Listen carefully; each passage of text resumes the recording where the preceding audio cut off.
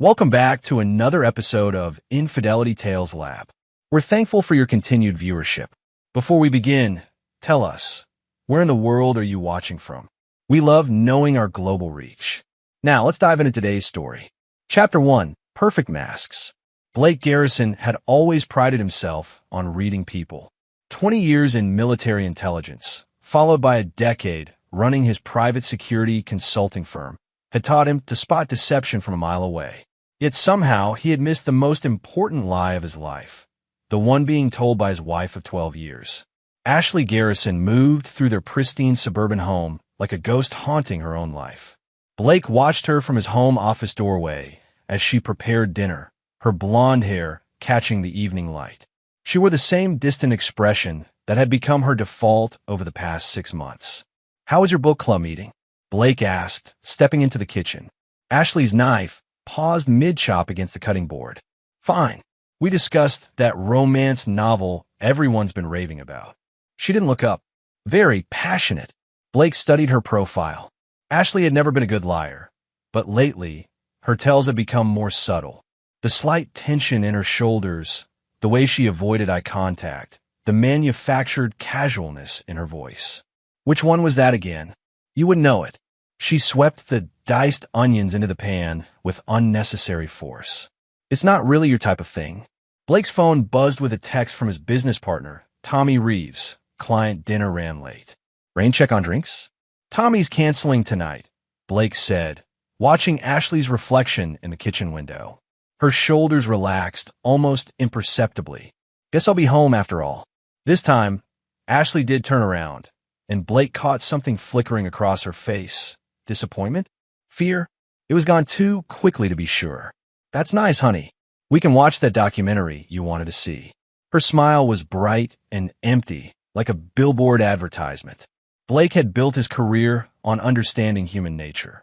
In Kandahar, that skill had kept his unit alive. In civilian life, it had made him wealthy. But standing in his own kitchen, watching his wife perform happiness, he felt like an amateur. Their marriage hadn't always been this way.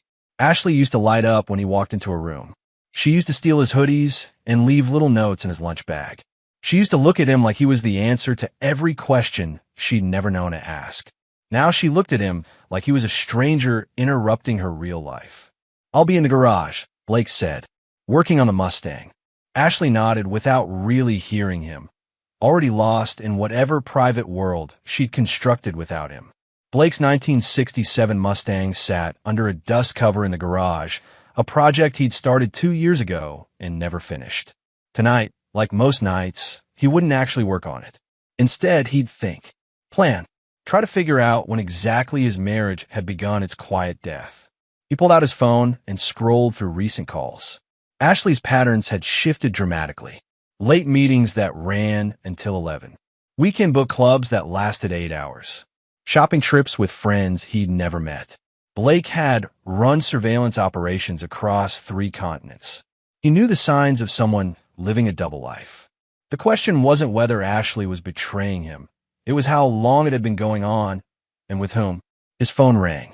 The caller ID showed his father-in-law's name, Robert Henley. "Blake, son, how are you holding up?" The phrasing struck Blake as odd. "Holding up with what, Bob?" A pause. "Oh, just, work stress. Ashley mentioned you've been putting in long hours." Blake hadn't worked late in weeks. His firm practically ran itself now, generating steady income from corporate security contracts and background investigations. Another lie from Ashley. "I'm doing fine, Bob. Everything okay with you and Linda?" Course. "Listen, Linda and I were thinking, why don't you and Ashley come out to the lake house this Sunday? Make a day of it. Take the boat out." Blake's grip tightened on the phone. The lake house. Ashley had been pushing for them to visit for weeks, which was strange because she usually avoided her parents' property. So it was too isolated, too boring. "That sounds great, Bob. I'll check with Ashley." Already did. She's excited about it. Said she could use some time on the water. After Bob hung up, Blake sat in the dim garage, pieces of a puzzle clicking into place in his mind. Ashley pushing for the lake house. Her father calling to confirm plans Ashley had apparently already made. The strange phrasing about holding up. Blake walked back into the house and found Ashley loading the dishwasher, humming softly to herself. She looked more relaxed than she had in months. "Your dad called," Blake said. "About Sunday." Ashley's hands stilled on a dinner plate. "Oh, good. I was hoping he'd remember to invite you." Another lie. Bob had made it clear Ashley had already discussed it with him. "Should be fun," Blake said. "When's the last time we went boating together?" "Too long." Ashley's smile seemed genuine for the first time in months. "It'll be like old times." Blake nodded and headed upstairs, leaving Ashley to her contentment. In his bedroom, he opened his laptop and began typing notes. Dates, times, conversations. The methodical documentation that had served him well in the field. Whatever was happening with his wife, whatever game was being played, Blake intended to be prepared. He'd spent his career staying 3 steps ahead of people who wanted to hurt him. He'd never imagined he'd need those skills at home. Chapter 2. Unraveling Threads. Blake's private investigation into his own life began at dawn on Tuesday. While Ashley slept, he installed a small GPS tracker under her car, the same type his firm used for corporate surveillance. If she was going somewhere she claimed not to be, he'd know. The tracker's data told a story Ashley's words never could. Tuesday afternoon, while supposedly at her yoga class, Ashley's car spent 3 hours parked outside Riverside Park's secluded picnic area. Thursday, during her book club meeting, the car sat in the parking lot of the Cedar Grove Motel for 4 hours. Blake knew the Cedar Grove. It was the kind of place people went when they didn't want to be seen. Cash only, no questions asked, rooms by the hour. On Friday, Blake called in a favor from his old Army buddy, Marcus Webb, who now worked private security in Chicago. Within hours, Marcus had pulled the Cedar Grove's guest records for the past 3 months. The same name appeared every Thursday. Derek Clayton, paid in cash, always requesting room 247. Derek Clayton. Blake ran the name through his professional databases. 34 years old, unmarried, worked as a personal trainer at Elite Fitness, the same gym where Ashley had started going 6 months ago. Blake remembered her sudden enthusiasm for working out, how she'd come home glowing and energetic after her sessions. Saturday morning, Blake drove to Elite Fitness and observed from across the street. At 10:15 a.m., Ashley's car pulled into the parking lot. At 10:17, she walked out of the gym with a tall man with dark hair and an easy smile. Derek Clayton. Blake watched them get into Derek's truck, a lifted Ford F-150 with custom rims and a sound system that probably cost more than most people's rent. They drove to a coffee shop downtown, where they sat at a corner table, Ashley's hand covering Derek's across the small surface. The conversation looked intimate. Ashley threw her head back and laughed at something Derek said, her face animated in a way Blake hadn't seen in months. When Derek reached over to tuck a strand of hair behind her ear, Ashley leaned into the touch like a cat seeking warmth. Blake's hands clenched around his steering wheel. He'd seen enemy combatants, witnessed brutal interrogations, watched good men die in foreign deserts. But nothing had prepared him for the sight of his wife looking at another man the way she used to look at him. After an hour, they returned to Derek's truck. Blake followed at a distance as they drove to a residential area he didn't recognize. Derek's apartment was in a complex called Sunset Gardens. Ironic, given that it faced east and had all the charm of a storage facility. Blake parked where he could see Derek's front door and settled in a wait. His phone rang. Ashley. "Hi. Honey." Her voice was bright, cheerful. "I'm going to grab lunch with some of the girls after my workout. Probably won't be home until later this afternoon." Through Derek's living room window, Blake could see 2 figures moving together in what was clearly an embrace. "Have fun," Blake said, his voice steady. "Love you." "Love you too." The words felt like ashes in his mouth. Blake hung up and continued watching. At 2:30 p.m., Ashley emerged from Derek's apartment, her hair mussed, clothes slightly wrinkled. She looked around nervously before hurrying to her car. Blake let her get a 5-minute head start before following her home. By the time he arrived, Ashley was in the shower. She sang while she washed, something she hadn't done in their house for months. That evening, over takeout Chinese food, Ashley was more talkative than she'd been in weeks. She asked about his work, laughed at his stories, even suggested they plan a vacation together. "Where would you like to go?" Blake asked, studying her face. "Somewhere tropical. Maybe the Caribbean?" Ashley twirled low mane around her chopsticks. "Somewhere we can just be together. You know." Blake nodded. "That sounds perfect." Later, as Ashley slept beside him, Blake stared at the ceiling and processed what he knew. His wife was having an affair with her personal trainer. The relationship had been going on for at least 3 months, possibly longer. She was planning something for Sunday at the lake house, something that required her father's cooperation. Blake's military training had taught him to consider all possibilities, even the ones that seemed impossible. The phrase Bob had used on the phone echoed in Blake's mind. "How are you holding up?" Like Blake was already suffering from something. Like he was a victim who just didn't know it yet. Blake turned to look at Ashley's sleeping profile. In the moonlight, she looked peaceful, almost angelic.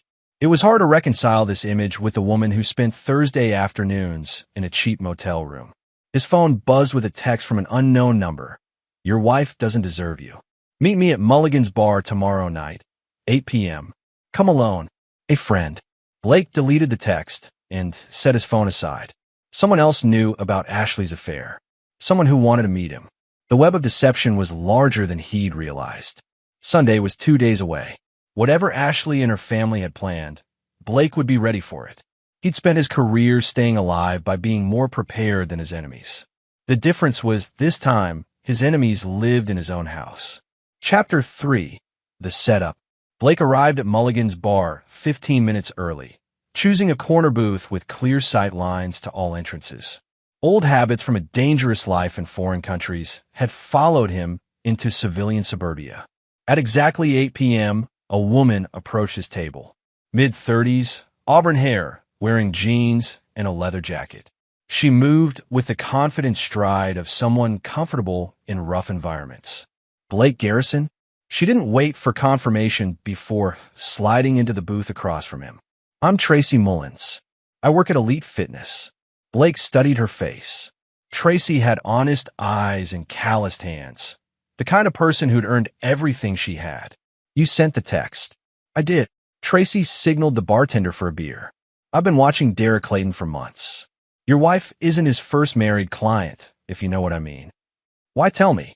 Tracy's beer arrived, and she took a long pull before answering. "Because Derek's planning something big. And because you seem like a decent guy who doesn't deserve what's coming." Blake leaned forward. "What's coming?" "Derek's been bragging to his buddies about landing a rich married woman. Says she's going to leave her husband soon, and they'll have plenty of money to start over together." Tracy's expression hardened. "But here's the thing. Derek doesn't just want your wife. He wants your money. All of it." "Ow!" Tracy pulled out her phone and showed Blake a series of text screenshots. "Derek's been messaging with your father-in-law. Planning something for this Sunday at the lake house." Blake's blood chilled as he read the messages. "Derek, everything's set for Sunday?"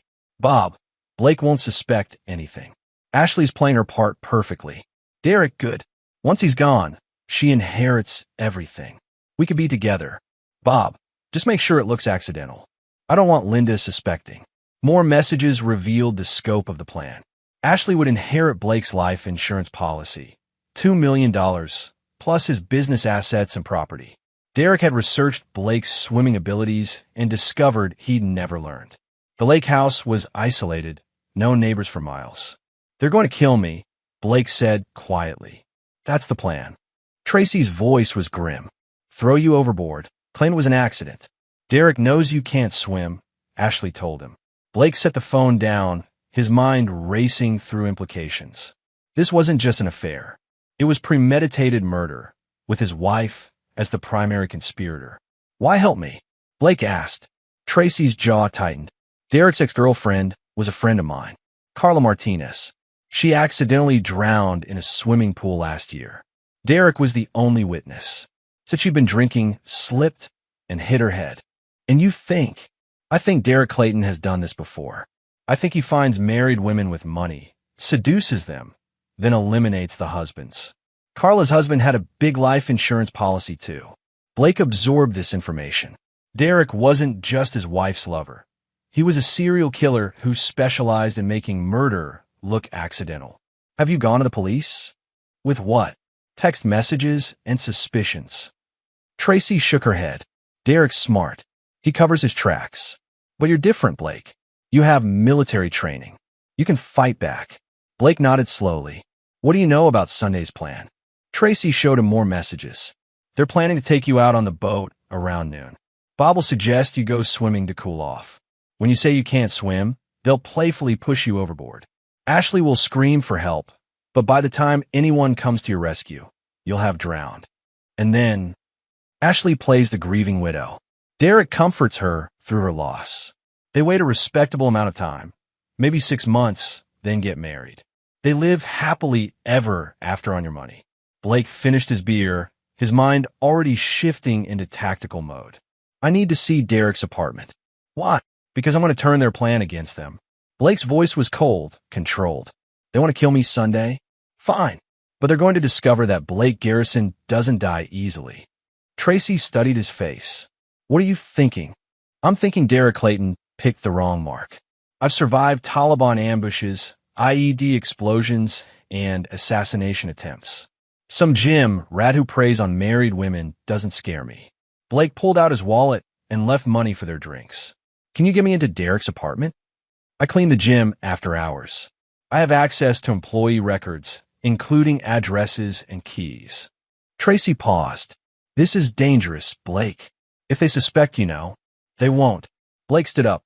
I've been pretending everything's normal for days. I can do it for 2 more. As they left Mulligan's, Tracy grabbed Blake's arm. Be careful. Derek's stronger than he looks. And your wife, she's not the woman you married anymore. She's willing to watch you die for money. Blake nodded.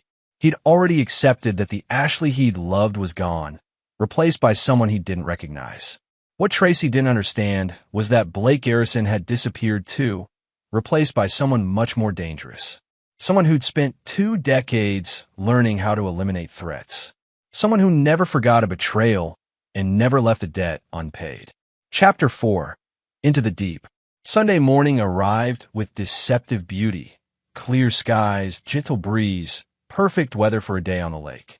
Blake loaded their cooler into Ashley's car, playing the role of excited husband while his mind ran through contingency plans. Ashley chattered nervously during the drive to her parents' lake house, her voice pitched higher than usual. She wore a new sundress Blake had never seen, her hair styled in loose waves that caught the sunlight through the car windows. I'm so glad we're doing this, Ashley said, her hand resting on Blake's thigh. It feels like we haven't had quality time together in forever. Blake covered her hand with his. I miss this too. The lie came easily. Blake had learned to compartmentalize emotions during his military service, to function effectively even when everything around him was falling apart. Today, that training would keep him alive. Bob Henley's lake house sat on a secluded inlet, surrounded by towering pine trees. The nearest neighbor was 5 miles away. Perfect isolation for what they had planned. Bob greeted them at the dock, his weathered face creased with what Blake now recognized as forced joviality.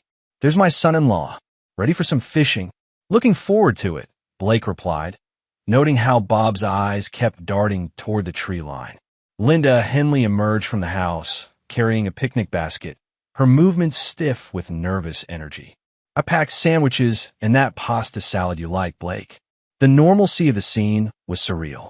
3 people planning his murder were treating him like beloved family. Blake wondered how long they'd been capable of this level of deception. Where's Derek? Ashley asked, checking her phone. Bob's expression flickered. Derek, my trainer. You said I could invite him, remember? He loves boating. Blake watched this exchange with professional interest. Ashley was improvising, creating plausible reasons for Derek's presence. She was better at this than he'd given her credit for. All right, Derek, you should be here any minute. Derek's truck rumbled up the gravel drive at exactly noon. He emerged wearing board shorts and a tank top that showcased his muscular physique. Blake had to admit the man was impressive physically, probably 6'2", lean but powerful, with the kind of build that came from years of serious training. Derek, Ashley's face lit up with genuine happiness for the first time in months. I'm so glad you could make it. Derek's greeting to Ashley was carefully platonic. A brief hug, friendly smile. To anyone watching, they were just trainer and client enjoying a social outing. Blake, right? Derek extended his hand. Ashley's told me so much about you. Blake shook the hand that would push him to his death in a few hours. Derek's grip was firm, confident. The grip of someone who'd never lost a physical confrontation. All good things, I hope, Blake replied. They loaded into Bob's fishing boat, a 24-foot Grady White with twin outboards. Blake made note of the safety equipment: life jackets in a stern compartment, emergency radio, flare gun. Standard precautions that wouldn't help him if they were part of the plan to eliminate him. Bob piloted them to the middle of the lake, where the water was nearly 100 feet deep. Dark blue and cold, even in summer. Blake estimated the water temperature at around 65 degrees, cold enough to incapacitate someone quickly, especially someone who couldn't swim. "This looks like a perfect spot," Ashley said, her voice carrying a strange undertone. They spent an hour fishing, the conversation forced and artificial. Blake caught 2 bass, while Derek caught nothing, which seemed to irritate the younger man. Blake filed away this information. Derek had a competitive streak and didn't handle losing well. "Anyone else getting hot?" Bob asked, wiping sweat from his forehead despite the cool breeze. "That sun's really beating down." Right on cue, Blake thought. "Maybe we should take a swim," Ashley suggested. "Cool off a bit." "Great idea," Derek agreed immediately. "Blake, you coming in?" Blake shook his head. "I never learned to swim properly. I'll just watch." This was their moment. Blake tensed, ready for the attack he knew was coming. "Come on," Derek said, standing up. "It's not that deep here. We'll stay close to the boat." Blake remained seated. "I'm good, thanks." Derek and Ashley exchanged a glance. Bob moved closer, ostensibly to help with the anchor. "Don't be a baby," Ashley said, her voice carrying a sharp edge Blake had never heard before. "Live a little." Derek grabbed Blake's arm. "Come on, man. It'll be fun." Blake allowed himself to be pulled to his feet, playing the reluctant participant. This was it, the moment they would push him overboard. But Blake had spent Friday night in Derek's apartment, courtesy of Tracy's key. He'd learned several interesting facts about Derek Clayton that changed everything. "All right," Blake said, moving toward the boat's edge. "But if I drown, it's your fault." Ashley laughed, a sound Blake would remember for the rest of his life. "Don't worry, honey. We'll take good care of you." Derek positioned himself behind Blake, hands on his shoulders. Bob moved to help. Ashley watched with anticipation. "On 3, Derek said. 1, 2. But Blake was no longer the man they thought they were killing. He was the soldier who'd survived ambushes in Afghanistan, the intelligence operative who'd eliminated high-value targets across 3 continents. As Derek and Bob moved to push him, Blake spun around with combat-trained speed and precision, grabbing Derek's wrist and using the younger man's momentum against him. Derek's eyes widened in shock as he found himself flying through the air toward the dark water. The splash echoed across the lake as Derek Clayton, who, Blake had discovered, couldn't swim despite his athletic prowess, hit the water and immediately began to panic. "Help!" Derek thrashed desperately, his head going under. "I can't," Ashley screamed, but not for the reason she'd planned. Bob lunged toward Blake, but Blake had already moved, his military training taking over. The fight for survival had begun, and Blake Garrison intended to be the only one who walked away from it. Chapter 5, The Reckoning. Derek's panicked thrashing in the dark water below created chaos on the boat. Ashley screamed his name, reaching toward the lake as if she could somehow pull him to safety from 15 feet away. Bob abandoned his attack on Blake and dove for the life preserver. Blake watched Derek's desperate struggle with cold calculation. The man who'd planned to watch him drown was discovering what that terror felt like firsthand. "Throw him the life ring," Ashley shouted at Blake, her composure completely shattered. Blake picked up the orange flotation device and held it calmly. "Why would I do that?" Ashley's face went pale. "What are you talking about?" "Derek's drowning. Derek's getting exactly what he planned to give me." Blake's voice carried no emotion. "The only difference is he actually can't swim." Bob had stopped reaching for the life preserver and was staring at Blake with dawning horror. I know everything, Bob. I know about the plan to push me overboard." I know about Derek and Ashley's affair. I know about the life insurance money. Blake set the life ring down, just out of Bob's reach. I even know this isn't Derek's first time killing a husband for money. Derek's head went under again, his movements becoming more erratic. Ashley was sobbing now, begging Blake to save her lover. "Please," she whispered. "I'll explain everything. Just save him." Blake looked at his wife, really looked at her, and saw a stranger. "Explain what, Ashley? How you've been planning my murder for months. How you and Derek used my father-in-law to set up the perfect killing ground." "It wasn't supposed to happen like this," Bob said, his voice shaking. "How was it supposed to happen?" Blake's tone remained conversational, as if they were discussing weekend plans instead of murder. Derek's struggles were weakening. The cold water was sapping his strength, and panic was making him waste energy.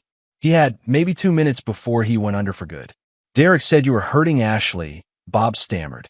"He said you were abusive, that she was afraid to leave you." Blake almost laughed. "And you believe that? He showed me bruises." "Make up, Bob. Or maybe Derek put them there himself. You've been played by a professional killer who's done this before." Ashley had stopped begging and was now staring at Blake with naked hatred. "You bastard. You're just going to let him die. The same way you were going to let me die." Blake picked up Derek's gym bag and pulled out a waterproof pouch. Inside were Derek's phone and car keys. Except Derek made a mistake. He kept souvenirs. Blake showed them Derek's phone, open to a photo gallery that told a horrible story. Pictures of Carla Martinez, Derek's previous victim. Photos of her husband before his convenient death. Screenshots of insurance payouts and bank transfers. "Derek Clayton is a serial killer," Blake said as Derek's head disappeared beneath the surface again. "He's done this at least 3 times that I can prove. You helped a monster plan my murder, Ashley." The fight went out of Ashley all at once.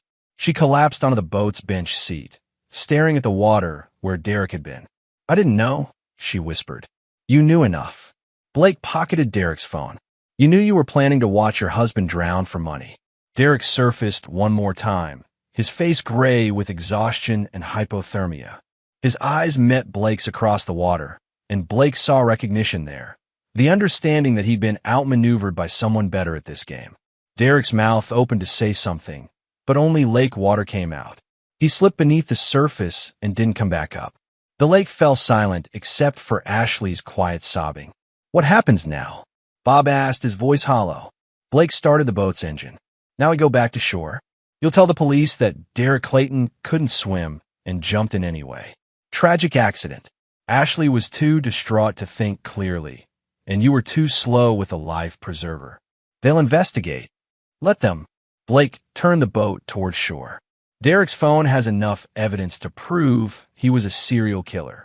His apartment has trophies from previous victims. When the police dig into his background, they'll find a pattern of mysterious drownings connected to life insurance payouts." As the boat cut through the water, Blake continued. "Derek Clayton made 2 mistakes. First, he picked someone with military training. Second, he kept evidence of his previous crimes because he was proud of what he'd done." Ashley looked up at Blake with red-rimmed eyes. "What about us?" Blake met her gaze without flinching. "There's no us anymore, Ashley. You're going to divorce me quietly, take whatever settlement I offer, and disappear from my life forever. And if I don't," Blake's expression went completely cold, "then I'll make sure the police know you were Derek's accomplice in planning my murder. With Derek's phone records and the evidence in his apartment, I think a jury would be very interested to hear about your role in this conspiracy." The lake house came into view, its peaceful exterior hiding the violence that had just occurred. Linda Henley stood on the dock, waving cheerfully at their return. Blake wondered how he would explain to her that her husband had helped plan a murder, or if he would explain it all. Some truths were too large for people to carry. As they tied up at the dock, Blake realized he felt nothing. No satisfaction, no regret, no grief for his marriage or the man who died in the lake. He'd eliminated a threat and survived an attempt on his life. Everything else was just details to be managed. Derek Clayton had wanted to destroy Blake Garrison and take his life. Instead, he discovered that some men were too dangerous to hunt. The reckoning was complete. But Blake's revenge was just beginning. Chapter 6, The Aftermath. The police arrived within an hour of their return to shore. Detective Sarah Walsh, a tired-looking woman in her 40s, took statements from everyone while the dive team searched for Derek's body. Blake played his role perfectly, the grieving friend who'd watched helplessly as Derek drowned. He showed appropriate shock, answered questions with just the right mixture of confusion and distress. You didn't think to throw him the life preserver immediately? Detective Walsh asked. I'm not a strong swimmer myself, Blake replied. I guess I panicked. Bob was trying to help, but Derek went under so fast. Ashley sat wrapped in a blanket, saying almost nothing. Her shock appeared genuine, which helped sell the accidental death story. Bob stammered through his statement, his guilt making him seem authentically traumatized. This Derek Clayton, Detective Walsh said, consulting her notes. He was your wife's personal trainer, right? He seemed like a nice guy, athletic outdoorsy type. I had no idea he couldn't swim. Blake's performance was flawless. Years of intelligence work had taught him to lie convincingly under pressure. The detective found nothing suspicious in his account. Derek's body was recovered 3 hours later from the lake bottom. The preliminary examination showed no signs of trauma, just the bloated features of a drowning victim. Tragic accident, Detective Walsh told them. Happens more often than people think. Strong swimmers get overconfident, panic when they realize they're in trouble. Blake nodded sadly. Derek seemed so capable. It's hard to believe. As the police wrapped up their investigation, Blake found himself alone with Bob Henley near the dock. Linda was inside, comforting Ashley, and the other officers were packing their equipment. You killed him, Bob whispered. Blake looked out at the peaceful lake. Derek drowned because he couldn't swim and jumped into deep water anyway. That's what the official report will say. You knew he couldn't swim. The same way you knew I couldn't swim when you planned to push me overboard. Blake's voice was calm, reasonable. The difference is Derek chose to jump. I would have been murdered. Bob's hands shook as he lit a cigarette. What do you want from me? Your silence. Forever. Blake turned to face his father-in-law. You're going to live with what you almost did. Every time you look at Linda, you'll remember that you were willing to help kill your daughter's husband for money. Ashley said you were hurting her. Ashley lied to you the same way she lied to me. The same way Derek lied to both of us. Blake's expression hardened. But you still chose to believe that murder was the solution. That makes you guilty, Bob. Bob took a shaky drag from his cigarette. So what happens now? Now you live with the consequences of your choices. You don't get forgiveness. You don't get absolution. You get to carry this guilt until the day you die. Blake walked away, leaving Bob standing alone by the water where his co-conspirator had drowned. The drive home was silent. Ashley stared out the passenger window while Blake navigated the winding mountain roads. Neither of them spoke until they pulled into their driveway. I never meant for anyone to get hurt, Ashley said quietly. Blake turned off the engine and looked at her. Yes, you did. You meant for me to get hurt. You meant for me to die. Tears ran down Ashley's cheeks. I was confused. Derek made me think. Derek didn't make you do anything. You chose to have an affair. You chose to plan my murder. You chose money over the man who'd loved you for 12 years. Blake's voice carried no anger, just cold finality. Those were your decisions, Ashley. Inside their house, Blake poured himself a scotch and sat in his favorite chair. Ashley hovered in the doorway, uncertain. What happens to us? She asked. I already told you. Divorce. You take what I'm willing to give you and start over somewhere else. Blake, please. Can't we try to work through this? Blake looked at the woman who'd promised to love and honor him, who'd stood beside him at their wedding altar and vowed to forsake all others. The woman who'd spent months planning his death. Ashley, do you understand what you've done? You didn't just cheat on me. You didn't just plan to leave me. You planned to have me murdered. I thought I loved him. You love the idea of $2 million in life insurance money. Blake took a sip of scotch. Here's what's going to happen. Tomorrow morning, you're going to pack whatever fits in 2 suitcases. You're going to sign whatever divorce papers my lawyer gives you. And then you're going to disappear from my life forever. Ashley's face crumpled. You can't just throw away 12 years of marriage. You already did that when you decided I was worth more dead than alive. Blake stood up and walked to his office, leaving Ashley crying in the living room. He had work to do. Derek's phone contained evidence of multiple murders that needed to be turned over to the proper authorities, but carefully, anonymously, so that his own involvement remained hidden. As Blake began copying files from Derek's phone, he reflected on the day's events. Derek Clayton was dead. His serial killing spree ended. Ashley's betrayal was exposed. Their marriage finished. Bob Henley would live with the guilt of attempted murder for the rest of his life. Justice had been served, but Blake felt no satisfaction, just the cold emptiness that came after eliminating a threat. The same feeling he'd carried home from too many missions overseas. Blake Garrison had survived another attempt on his life.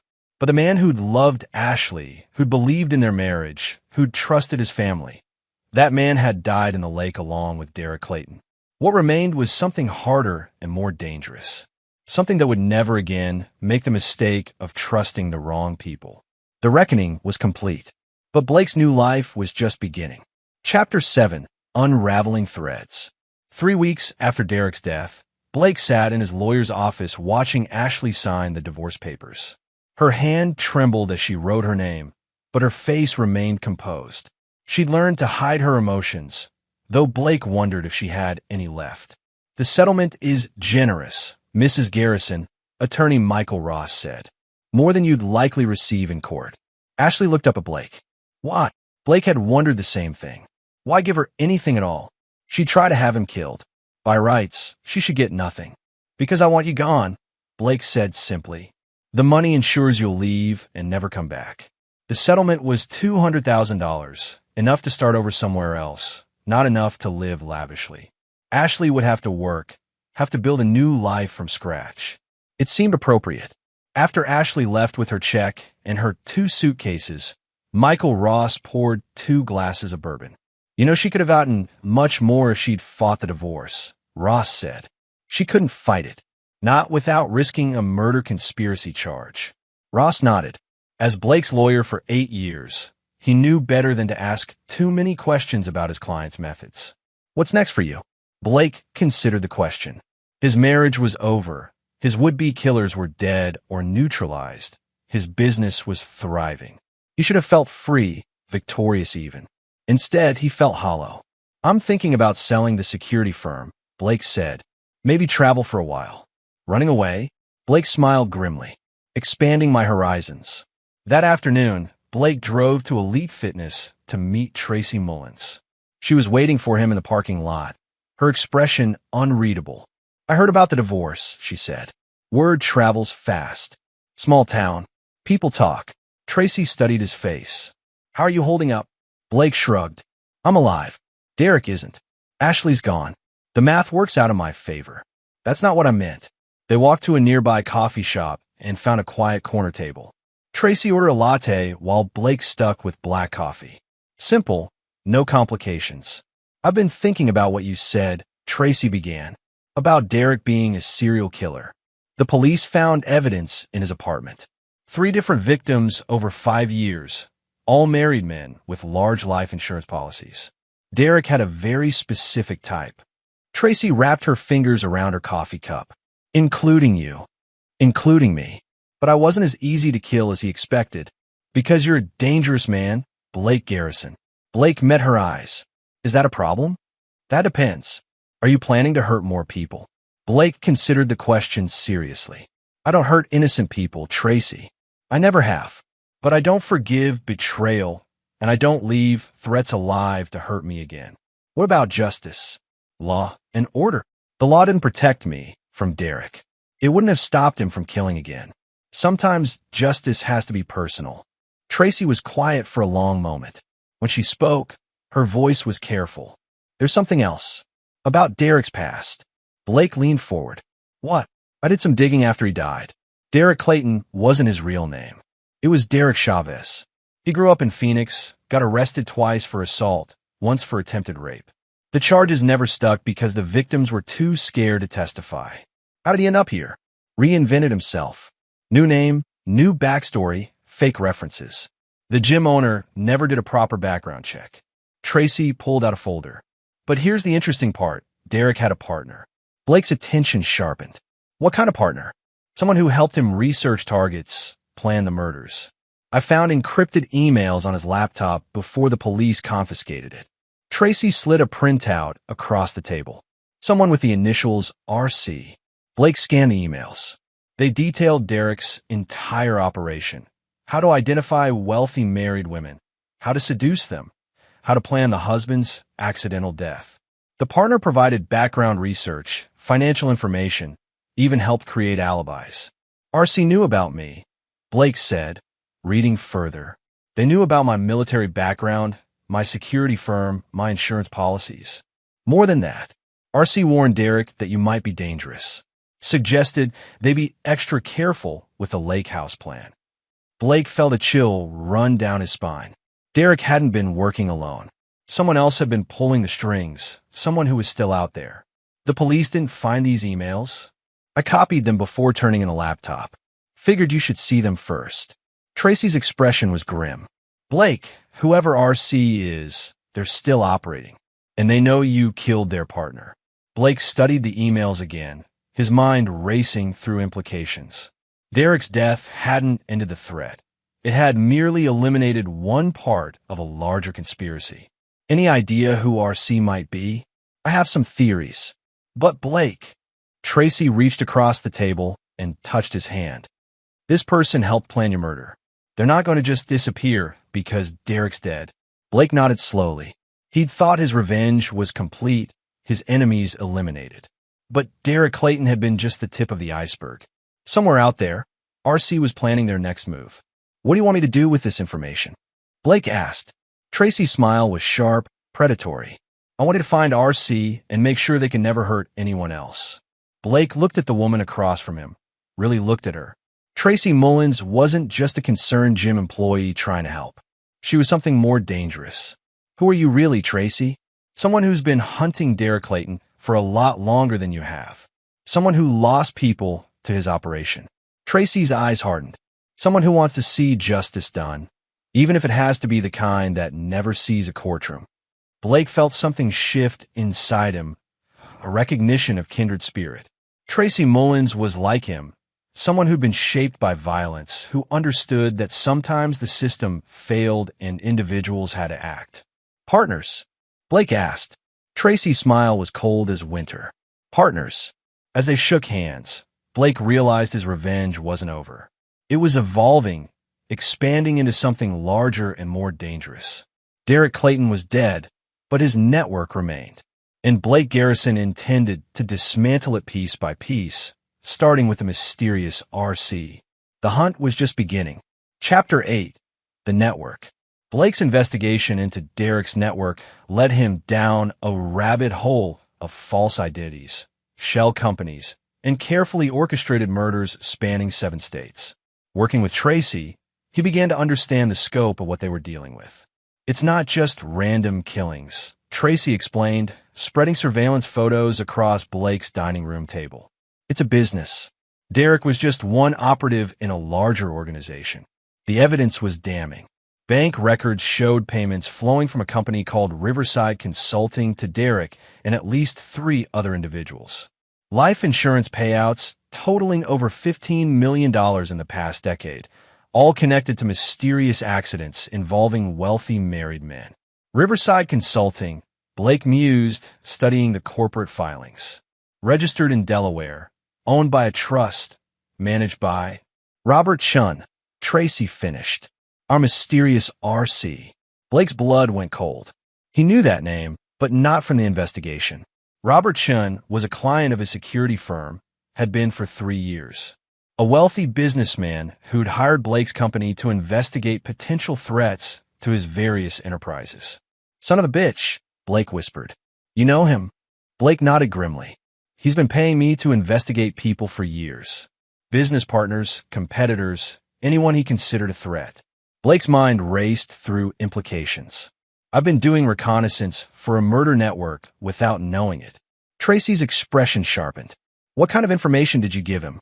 Background checks, financial records, family information, security assessments. Blake felt sick as the realization hit him. Everything Derek would need to plan a murder. Blake pulled out his laptop and accessed his firm's client database. Robert Chin's file was extensive, dozens of investigations over 3 years, all targeting wealthy married men with substantial assets. "Look at this," Blake said, pointing to the screen. "Every man I investigated for Chun ended up dead within 6 months. Drowning accidents, hunting mishaps, car crashes. All ruled accidental." "How many?" Blake counted the files. 18. Maybe more if we go back further. The scope of the operation was staggering. Robert Chun had been using Blake's security firm to identify and research targets, then dispatching operatives like Derek to seduce the wives and eliminate the husbands. Blake had been an unwitting accomplice in mass murder. "Where is Chun now?" Tracy asked. Blake checked his files. Last known address is a penthouse in Chicago, but he travels constantly. His home's in Miami, Los Angeles, and Phoenix. Tracy stood up and walked to the window, her reflection ghost-like in the dark glass. "This is bigger than we thought, Blake. Chun isn't just running a few isolated scams. He's built an entire network of killers." Blake closed his laptop and poured himself a scotch. "The question is, what do we do about it? We could go to the FBI. With what evidence? Everything we have was obtained illegally. Chin's smart enough to insulate himself from direct involvement. Derek's dead, so he can't testify." Blake took a drink. "The legal system won't touch him." Tracy turned from the window. "Then we handle it ourselves." Blake studied her face. "You're talking about murder. I'm talking about justice. How many more husbands have to die while Chun builds his empire?" Blake considered this. Robert Chun had used him, manipulated him into helping murder innocent men. Worse, Chun might have suspected Blake was getting too close to the truth, making him a target for elimination. "Chun knows I'm a threat now," Blake said. "Derek's death, the investigation, my divorce from Ashley. He'll connect the dots eventually. All the more reason to act first." Blake's phone rang, interrupting their planning. The caller ID showed Robert Chin's number. "Speak of the devil," Blake said, showing Tracy the screen. "Answer it," she whispered. "Act normal." Blake accepted the call. "Chin, how are you?" "Blake, my friend. I heard about your recent troubles. The drowning at the lake, your divorce. I'm very sorry." Blake forced his voice to remain steady. "Thank you. It's been a difficult time. I can imagine. Listen, I have a proposition that might help take your mind off things. A new project that requires your particular skills." "What kind of project?" "There's a businessman in Seattle I need investigated. Marcus Webb. He's been making some threats against my interests, and I need to know if he's serious about following through." Blake's blood turned to ice. Marcus Webb, his old army buddy who'd helped him investigate Derek. Chin was targeting Marcus, probably because he'd helped Blake uncover the truth. "I'll need the usual background information," Blake said carefully. "Of course. I'll send over the files tonight. This one is priority, Blake. I need the report within a week." After Chin hung up, Blake stared at his phone in horror. "He's going after Marcus." "Your army friend?" "The one who helped me research Derek. Chin knows Marcus was involved in the investigation." Blake stood up, his mind racing. "I have to warn him." Tracy grabbed his arm. "Wait. Think about this strategically. If you warn Marcus, Chin will know you're onto him. He'll disappear, and we'll never get another chance at him. So I just let my friend die? No. We use this as an opportunity." Tracy's eyes gleamed with predatory intelligence. "Chin's given us a way to get close to him. You deliver the report on Marcus, meet with Chun in person, and then we end this." Blake understood what she was suggesting. Use Marcus as bait to lure Chun into the open, then eliminate him before he could hurt anyone else. Marcus is a good man. He doesn't deserve to be caught up in this. Neither did any of the other 18 victims. Sometimes good people get hurt when we're fighting monsters. Blake walked to his window and looked out at the quiet suburban street. Somewhere out there, Robert Chun was planning to expand his network of killers. More husbands would die. More families would be destroyed. Also, Chun could profit from carefully orchestrated murder. The legal system couldn't touch him. The police couldn't stop him. But Blake Garrison could. "All right," Blake said finally. "We do this. But we do it my way." Tracy smiled, and Blake saw something predatory in her expression. "What's your way?" "We don't just kill Chun. We destroy his entire network. Every operative, every financial backer, every person who's profited from murder. Blake's voice was cold as winter. When we're done, there won't be enough left of his organization to hurt a fly. Tracy nodded approvingly. Now you're thinking like a soldier. Blake realized she was right. For too long, he'd been reacting to threats instead of eliminating them, playing defense instead of offense. That ended now. Robert Chun had made the mistake of targeting Blake's friends. Now he would discover that some enemies were too dangerous to make. The war was about to begin. Chapter 9. Endgame. Blake's plan was elegant in its simplicity. He would deliver Robert Chun exactly what he wanted: detailed intelligence on Marcus Webb, complete with security assessments and vulnerability analyses. But the meeting to hand over the report would be Chen's last. Tracy had spent 2 weeks infiltrating Chen's organization, using skills Blake suspected came from intelligence training she'd never mentioned. She'd identified Chen's Chicago penthouse, his security detail, his routines and habits. He's paranoid but predictable, Tracy reported. Meets new clients in his penthouse office, always at 3 p.m. on Thursdays. Security stays outside during business meetings. Blake reviewed the building schematics Tracy had obtained. What about escape routes? 2 elevators, 1 stairwell, private helipad on the roof. But Blake, Tracy's expression was troubled. Chen's not stupid. He might suspect this is a trap. Let him suspect. By the time he figures it out, it'll be too late. Blake had called Marcus and told him to disappear for a few weeks. Take a vacation, visit family, anything to get out of Seattle until this was over. Marcus had asked questions, but Blake's tone had convinced him not to argue. Thursday afternoon, Blake entered the gleaming downtown tower that housed Chen's penthouse. The elevator ride to the 42nd floor gave him time to center himself, to become the killer he'd been trained to be instead of the businessman he'd pretended to become. Chen's office was understated elegance, floor-to-ceiling windows, expensive art, furniture that cost more than most people's cars. Chen himself was a small, neat man in his 50s, wearing a tailored suit and an expression of mild curiosity. "Blake, good to see you." Chen gestured to a chair across from his desk. "You look well, considering everything you've been through." Blake sat down and placed a manila folder on the desk. "The Marcus Webb report. Everything you requested." Chen opened the folder and scanned the contents. Detailed background information, financial records, security assessments. All of it accurate, all of it professionally prepared. "Excellent work as always." Chen closed the folder. "Tell me, Blake, what's your assessment of Mr. Webb as a potential threat?" Blake kept his expression neutral. "Minimal threat capability. No military training, no security background. Runs a small private investigation firm, mostly insurance fraud cases. He'd be easy to handle if you decided to take action."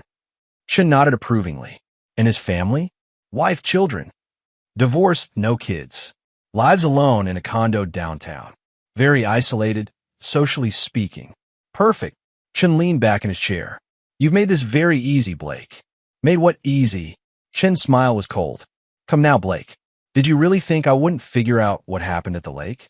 Derek Clayton was one of my best operatives. His death wasn't the accident you made it appear to be." Blake felt the familiar calm that preceded violence.